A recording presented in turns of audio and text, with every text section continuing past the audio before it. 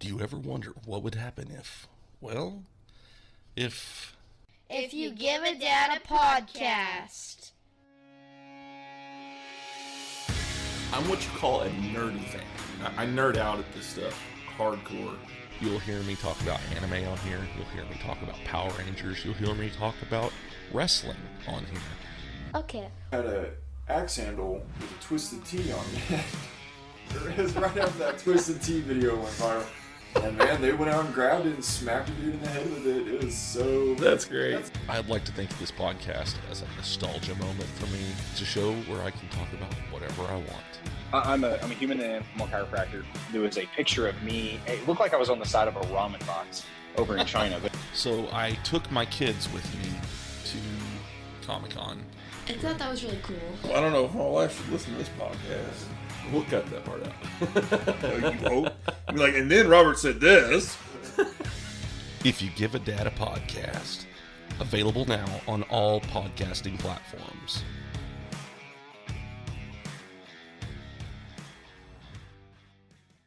Did you ever wonder what could have been with the AWA had things gone differently? Had their fortunes gone differently? Had certain wrestlers not left and perhaps more money would have been at the disposal of the Gagnes? Well, wonder no further. You can go to Brad Drake's YouTube channel and experience the 1987 Supermod for yourself, as Brad Drake starts off in May 1987 along with Greg Gagne, Baron Von Raschke, Vern Gagne himself, Nick Bockwinkel, Larry Zbyszko, Kurt Hennig, and a slew of others as he plays and saves the AWA. Hello everyone, this is Brian Ferguson, the host of Bumps and Thumps, the talk of wrestling. I want to tell you about a new podcast out called Falls Count Anywhere. It is a classic pro wrestling podcast that brings you the legends of wrestling with true wrestling fans Chris DiCarlo and Charlie Turner. They bring on guests that are legends in this business, and as well as wrestlers of today, promoters, referees, you name it. They have them on there, folks, and I encourage you to listen to them. If you're on YouTube, watch them. They drop every Saturday. They have their podcast. They drop it in the afternoon. So look forward to that podcast coming out. Falls Count Anywhere podcast with Chris DiCarlo and Charlie Turner. Folks, you will not be disappointed. I guarantee it. And enjoy the podcast. Hey everyone, this is Brian Ferguson, the host of Bumps and Thumps, the talk of wrestling. We are on here today because of you, viewers and watchers like you. In order to continue the podcast, we need to monetize our YouTube channel so we can get guests on that require financial compensation.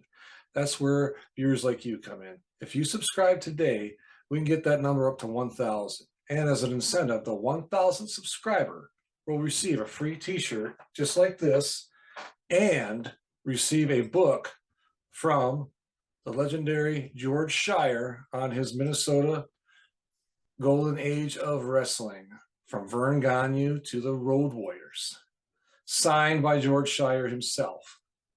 So please get on there, tell your friends to subscribe today, and when you hit that 1,000 mark, you're going to get a t-shirt like this. I'm going to reach out to you. You're going to be coming on the show as a guest and receive that book, The Minnesota's Golden Age of Wrestling, from Vern Gagne to the Road Warriors, signed by George Shire. So get on there today, subscribe, and please enjoy the podcast.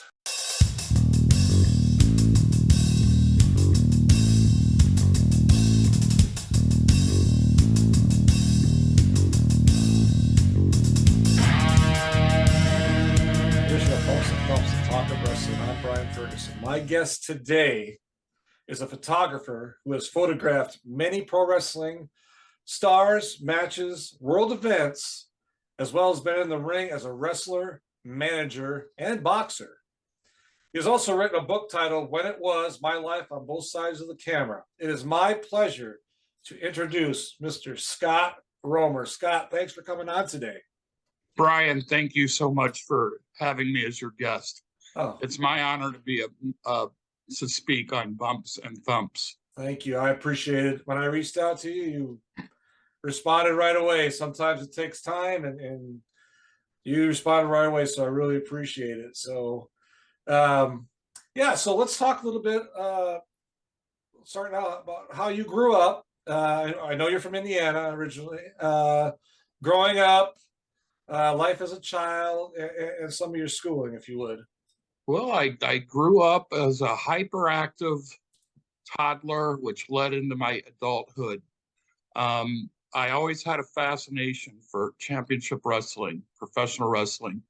As a toddler, it was the first thing, as I turned on the station, it was the first thing I ever noticed. Okay. That was back in the days of the old black and white TVs with the rabbit ears. Yeah. Didn't come in very well, and I used to, I bent the thing good enough to the antenna good enough to get a slight image, and I was fixated with it. When I was playing on the playground as a little kid, the neighborhood bully would come up to you and say, "My dad is tougher than your dad. I could beat you up."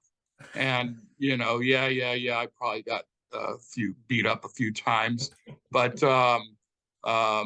the first time I turned it on and heard the adult wrestlers yelling at each other and saying the same thing, it rang such a bell in my mind that I fell in love with it instantly and watched it weekly as a child. I was hyperactive. I was can't say thrown out of my schools, but they used to put me in the hall all the time.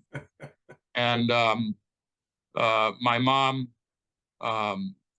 used to stomp over to the principal's office. "What's my son doing in the hallway?" And she pulled me out of the Indianapolis public schools and sent me to a wonderful grade that went all the way up to ninth grade, nursery school in ninth grade, Orchard Country Day School. Yes. And David McLean of Glow and Women of Wrestling fame was my classmate, and we became really good friends.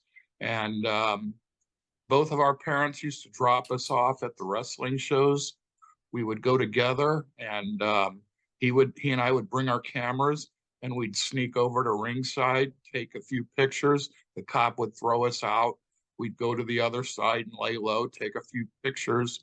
And our pictures were really good. And I started selling them at the wrestling shows during the intermission without the permission of the building or without the permission of Dick the Bruiser. And this went on for probably well over a year. During the intermission, we'd have a stack of pictures, we'd pull them out. I want this one and that one. And we would walk away with maybe $100. Oh, wow.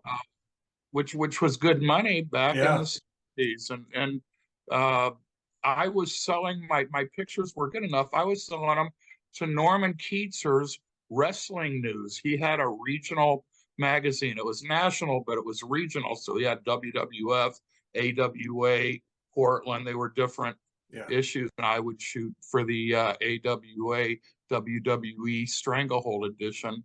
Again, I would do this with David McLean. Well, it got the attention of Dick the Bruiser, and one of the head cops came up to me and said, "Bruiser wants to see you right now." And they marched me up to the dressing room, and that sort of smartened me up. I saw all the wrestlers kind of huddled together, speaking with regular English accents or regular American accents. And just past the wrestlers' dressing room was Bruiser and Snyder's. And they opened up the door, sent me to him, and he said, "I hear you're selling pictures." "Yes, sir, I am." And what I've seen so far, they're really good, and you're more than welcome to sell pictures as long as I get 20%. You got to give Wilbur Snyder and me 20% to keep on doing it. And that was my pass into the dressing room. We used to wait with a cooler of beer with the wrestlers, and we were usually the last ones called, and we would drink up as minors the leftover staff beer while Bruiser and Snyder drank their Japanese. Let's see, Snyder drank champagne, Bruiser drank the Japanese beer, and we would get fucked up in the dressing room with Dick the Bruiser and Snyder, and he loved having us around. It was just David and I, and we would close up the Indianapolis Convention Center, leaving sometimes at 2 o'clock in the morning, walking out with Bruiser and Snyder as the last people in the building. And my wrestling pictures gained the attention of Bill Apter, so I moved up from Wrestling News, which we pretty much told them what we wanted, which was probably $50 per story. But if you do, I'm talking about Wrestling News, if you do 4 stories, that's $200. The big one was Bill Apter's magazine, and I hooked up with him as a freshman in high school. Yeah. Wow. That's amazing. And I want to talk a little bit about more with Dick the Bruiser. You became close to him. You did marry his daughter. Talk about that relationship, how that developed from the time you guys met in his office for those photos to being a member of the family. Well, you know, if Bruiser went to Japan, they'd give me a call. He'd give me a call personally. It's Dick the Bruiser on the phone. and asked me to come over and take a passport picture. I had my own dark room, so I could make it the size of a passport. And he would ask me to join him at the Channel 6 studios and Channel 4 studios in Indianapolis when they were doing the tapings.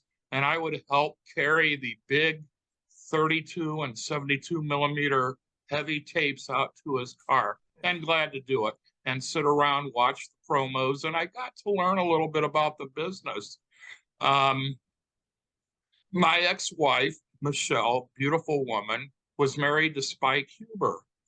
And Spike ran away, left with another woman, and I moved in. And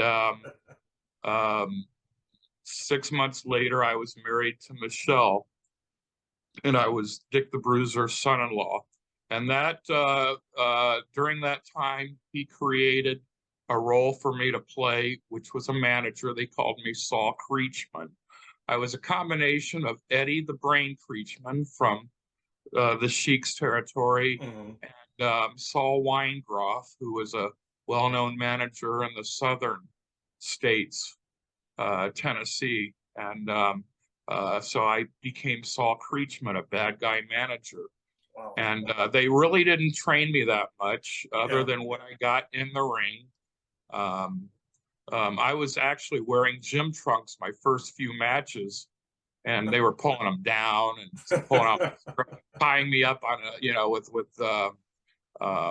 with my jock strap and chopping my chest. And Roger Kirby gave me my first pair of boots. Oh wow! Sammy DeCero gave me, he was a tag team partner with Mad Max, Sammy DeCero, Super Max, and Mad Max, who became Eli the Eliminator for Fritz von Erich's territory. But I became the manager and setting up the ring and jack of all trades, you know.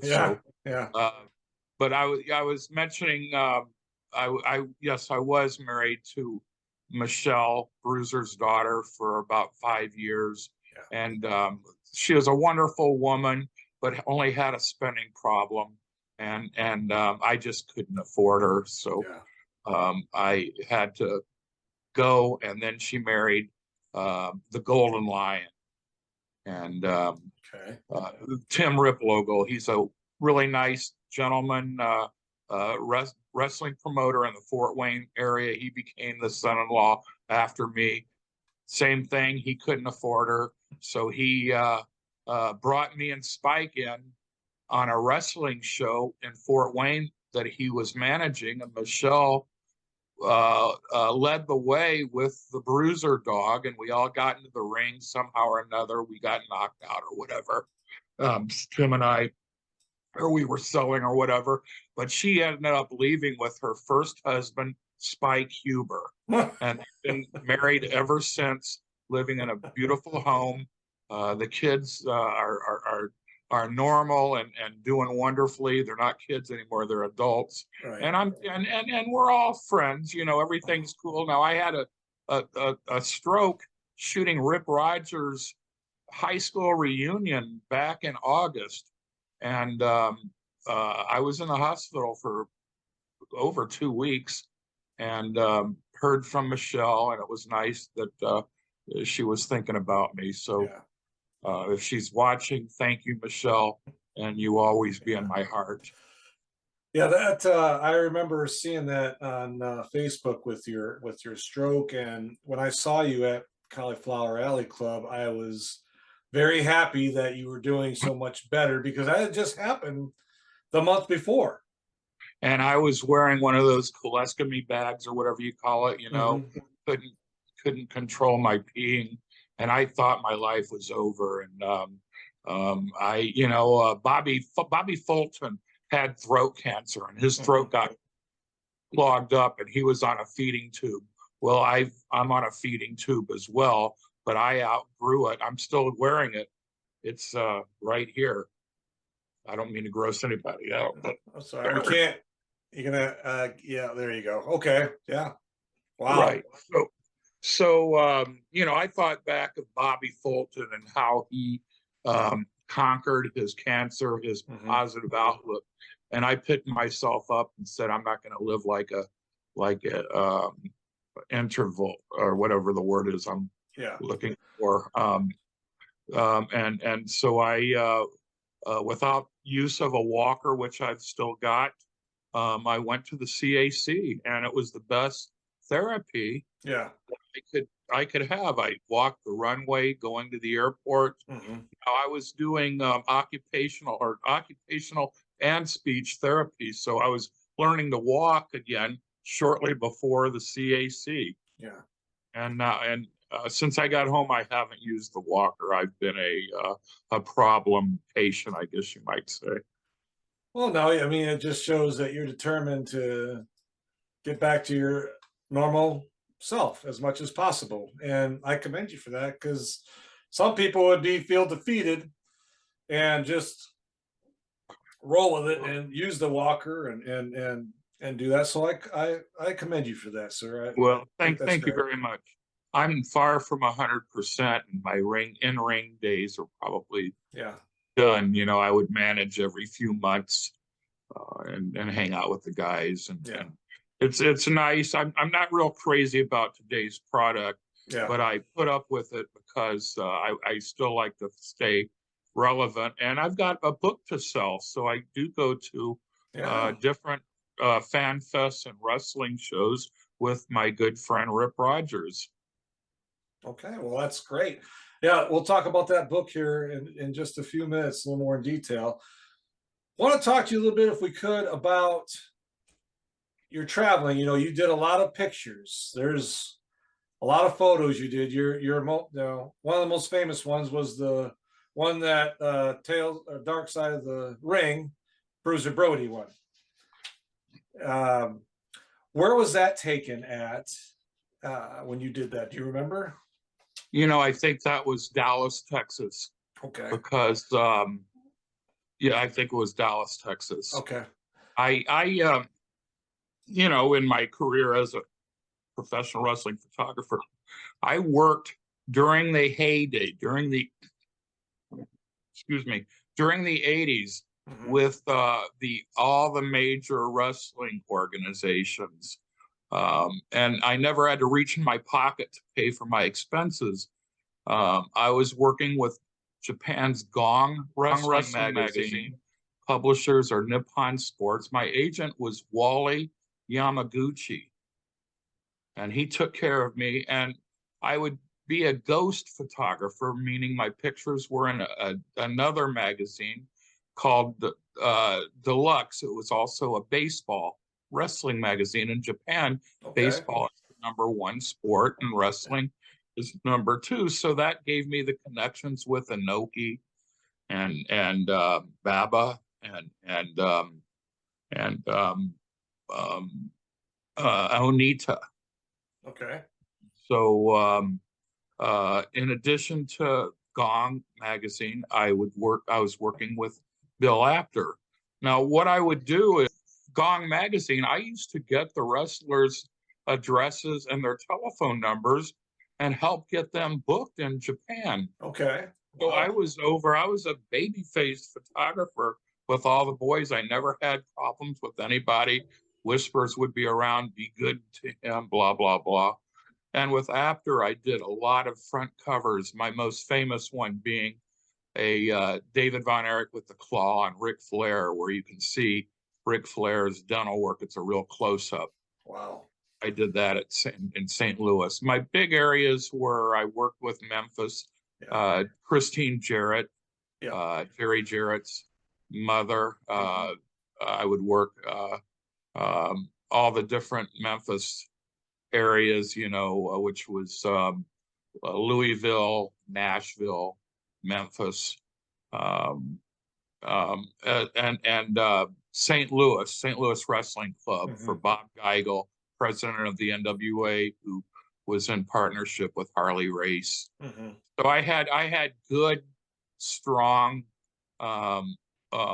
independent territories that I was working. I was sent up to work in Stu Hart's territory, AAA.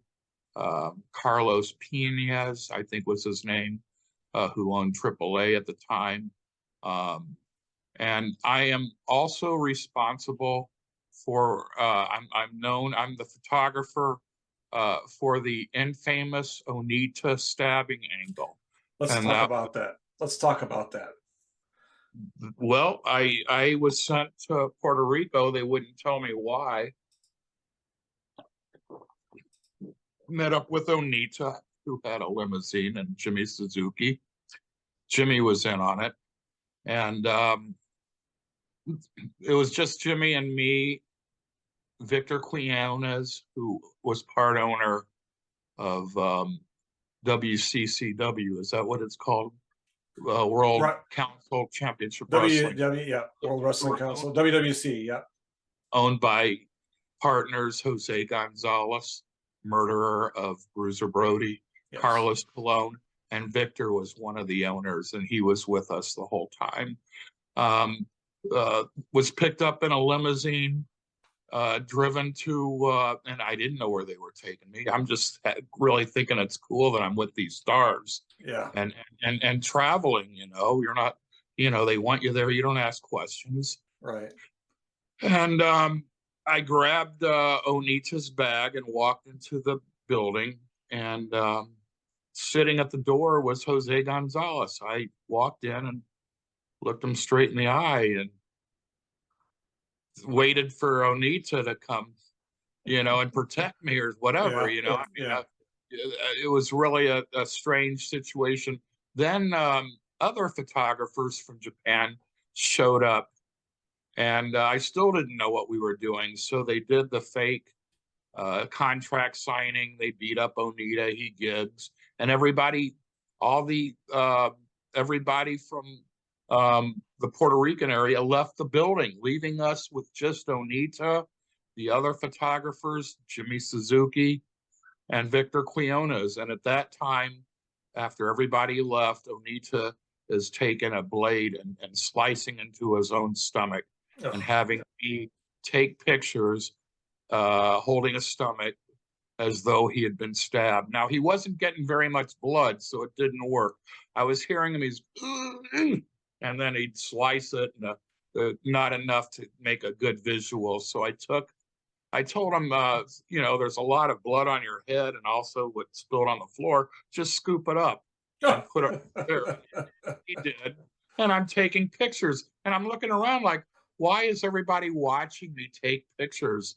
The Japanese. And then somebody pulls the goddamn fire alarm, which brought the police, firemen, and an ambulance, and they load Onita onto the gurney. And I'm still taking pictures of all this. Yeah. And then Jimmy Suzuki says, "Give me your film now." No, I'm sorry.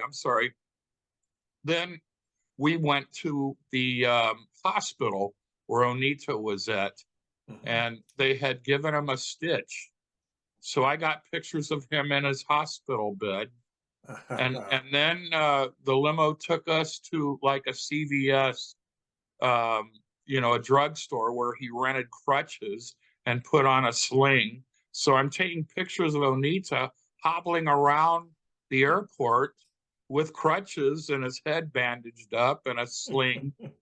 And that's when I was asked to give all my film to Jimmy Suzuki so he could fly it to Miami. Now they've got a really bad shipping, post office. Things just might not show up, So that's why it was important for Jimmy to take it to Miami and get it shipped out quick enough so it will make the front page of the evening newspaper in Japan.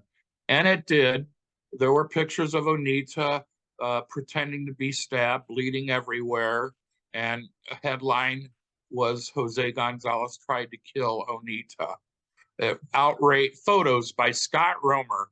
In fact, they put a picture of Onita and me at the airport with Onita in the sling. So they were using me as a stool pigeon. The reason they were doing the contract signing was they were going to bring Jose Gonzalez to Japan, with Jose thinking that he was going to wrestle. And through the grapevine, I heard that the Yakuza out there who owns wrestling was going to take care of matters in their own hand. Wow. So, and that is why they used me as the photographer, because I was American. And it was a stooge job. And Yeah. It was a stooge job that they didn't let me in on. And like I said, the country was outraged enough that it wouldn't be any problem to make people disappear, if you know what I mean. Yeah. Did you get a lot of heat for that when it came out? I didn't. That's good. Didn't, because I didn't talk to Onita after that, and I wasn't getting that many wrestling assignments. This was 1990. My peak was like 82 to 87. So Okay. I was in and out here and there. So I didn't hear from the guys. I didn't realize how serious and how far it went until somebody sent me the newspaper, and there I am on the front page. And if you look at Hannibal's, if you look at the YouTube clipping where I talk about it, that's the front page of the Japanese newspaper. Okay. There's the picture they use for the Onita stab, or the picture they use is the Onita stabbing angle that they use, and then my commentary on his podcast website, blah blah blah. Okay. Wow. So I wrote Jose through Kayfabe Memories, which was a territorial website, very popular in the early 2000s. I don't hear too much about it, although I will look at it. But I went to the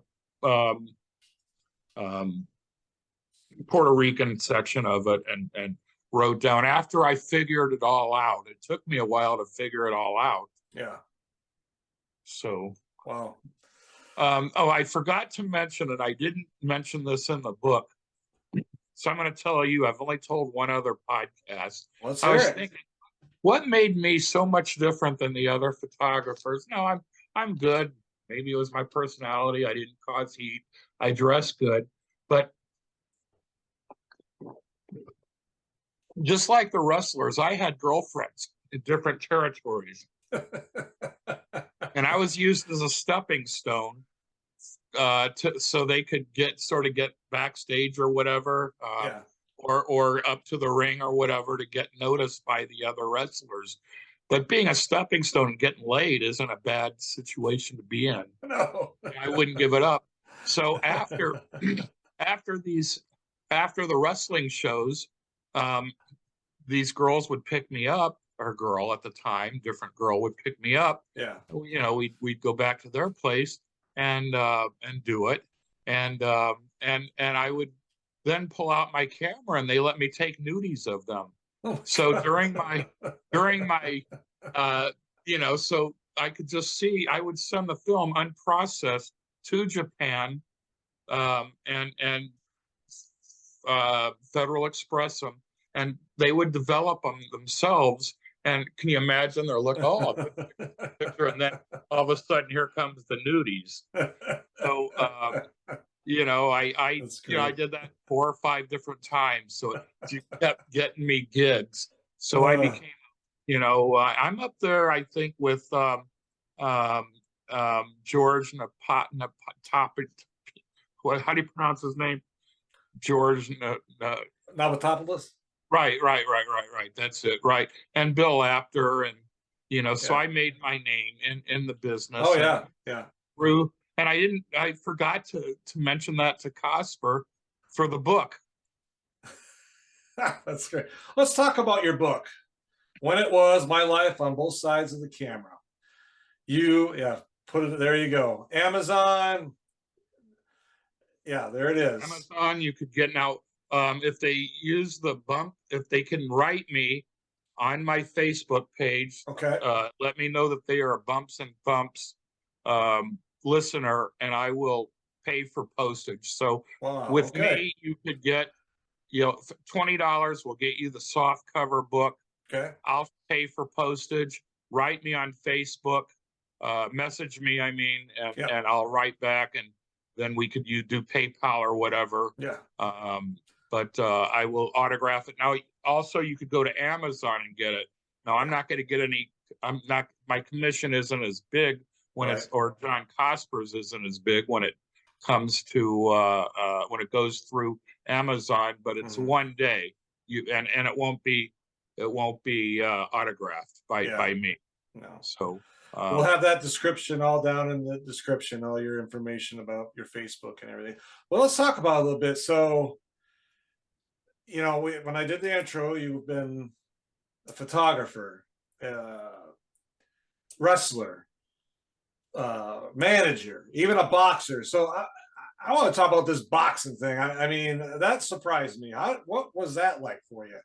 Well, my book is dedicated to 4 men that gave me opportunities at different parts of my life. I had a father that was not very nice to me.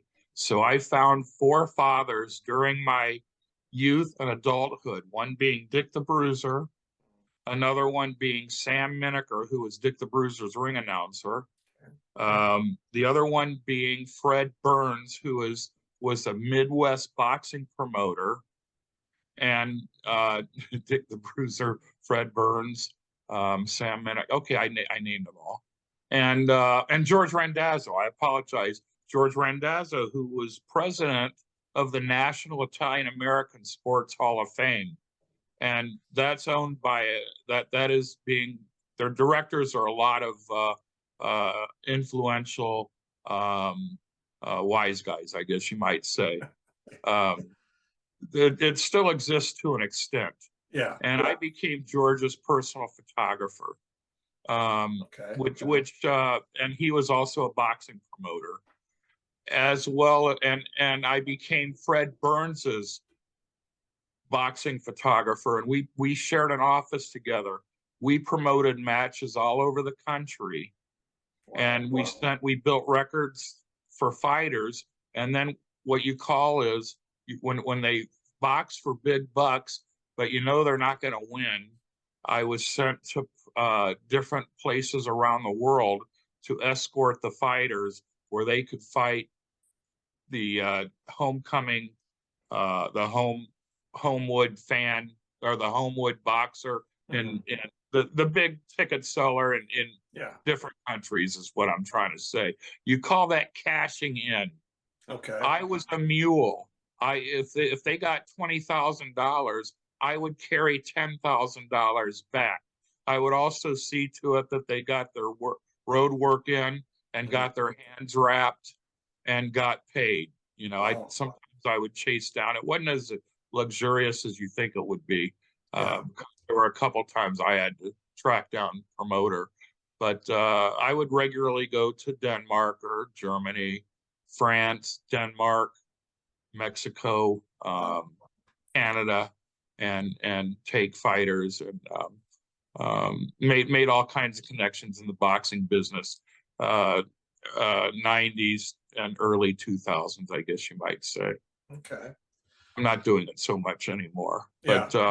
but and a few times because an opponent didn't show up, I put on the gloves to save a fight and got my ass kicked, which, by the way, is how I met George Randazzo, probably my most influential person that helped me he got me the gigs. You see pictures of me with presidents and prime ministers and some of the most powerful people in the world. That's from George's connections. That's George giving me, whispers in the ear, who to contact, blah, blah, blah. Wow. And he put in good words for me. Yeah. That's working on the book. Was that, what was that experience working with John Cosper?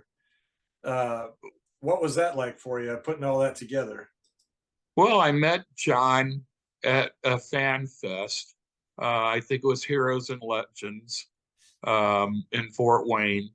And he was selling Pondo's book with Pondo.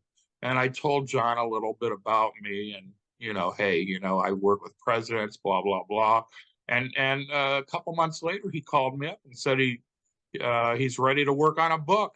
Wow. So I gave him my stories through a tape recorder. Okay. And he sifted through it and made sense of the words that I said, and created a really awesome book. My book reads like a work, but it's a shoot the whole time. Yeah. You'll see how you'll hear about fist fights in fancy restaurants, and there was a fighter that I took to Omaha to fight, and he came back to me and said, when is my fight again? He forgot all about it. Oh. He was punch drunk, losing it. Yeah. Actually, he was a very articulate kid. But boxing has a way to make you a little nutty and stuff like that. Yeah. So I would be a babysitter, I guess you might say. So I made my living through boxing and wrestling. When I wasn't doing wrestling stuff, I was doing boxing. Yeah.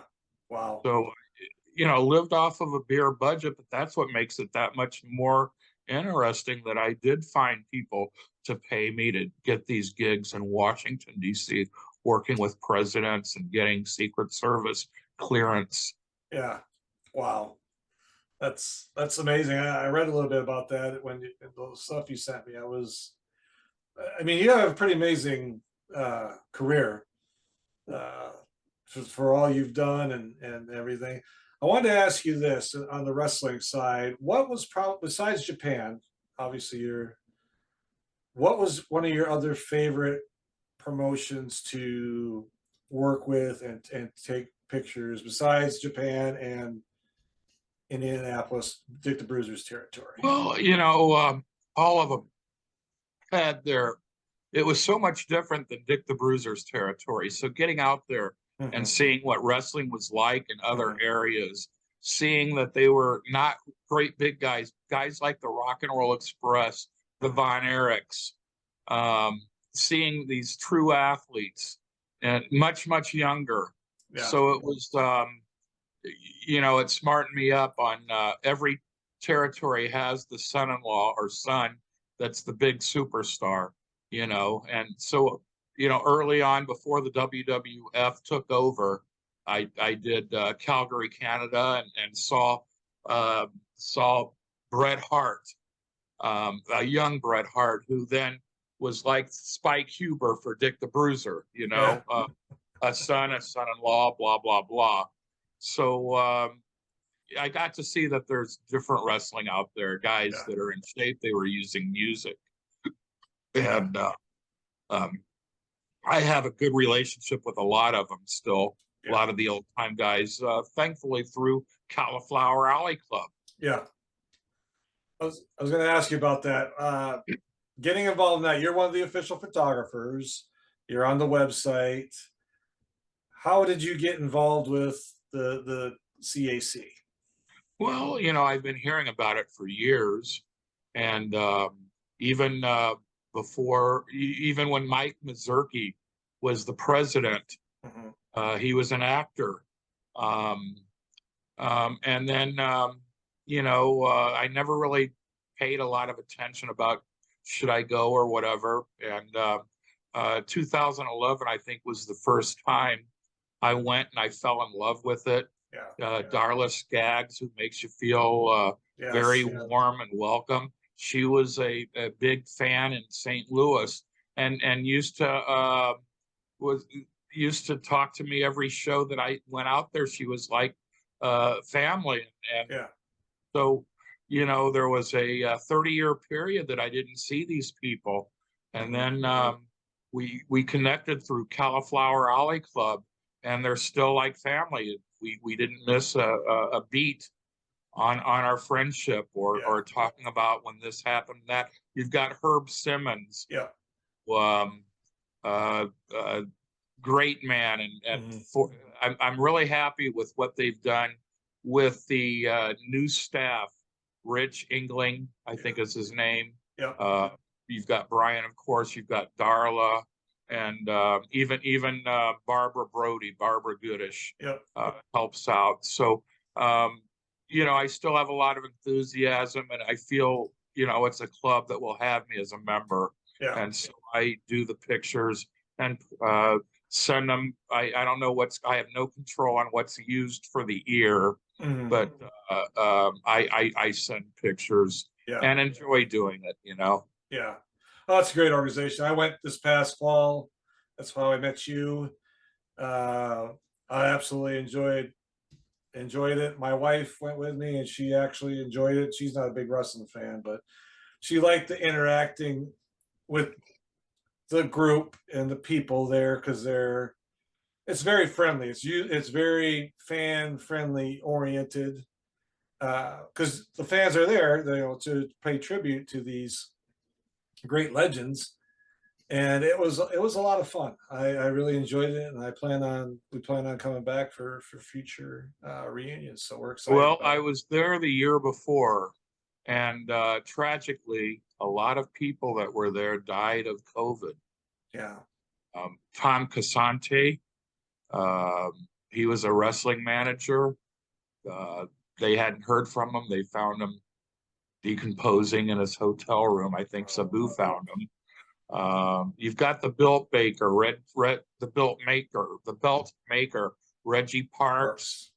The former president, Carl Lawler, died. The referee, oh God, what the heck's his name? The old referee, and there was a great big, I can't recall his name, great big wrestler. They all died of COVID, man. And I was sitting in between and had contact with each of them. And so, I can't stress enough how important it is to get your shots and to get your booster, because I would have been a statistic just like them. I understand that. So yes. So one more question before we leave. What are you doing now? Is there anything you're working on, some projects, or besides getting healthier? I know you're doing that. So is there any projects you're working on or anything? Well, Rip Rogers and I have been going to different wrestling shows and supporting them, as well as selling our book. Until I get better, I'm not taking on any stressful jobs. So sitting there and selling your book, talking to fans, it's enjoyable. And having Rip there, we have a good time. Rip is my roommate, by the way. Oh, okay. Great. So he's from Indiana, and I was around when he got his start, and he's seen me at different parts of the country. So we have a lot in common in that respect. Well, that's great.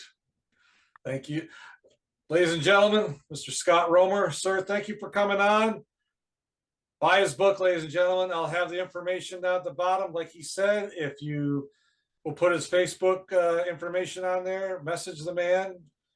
He'll pay for the postage. You just, and he'll sign it, personalize it, sign it, autograph it for you, and send it to you. So, Mr. Romer, thank you for coming on today, sir. I really, Brian, we got to do this. We got to do this again. You were a lot of fun. Well, thank you very much. And anyone listening to me, thank you for taking the time.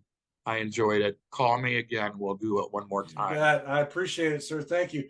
If you're watching, folks, thank you. If you're listening, thank you. And if you haven't, please subscribe, and we will talk to you soon.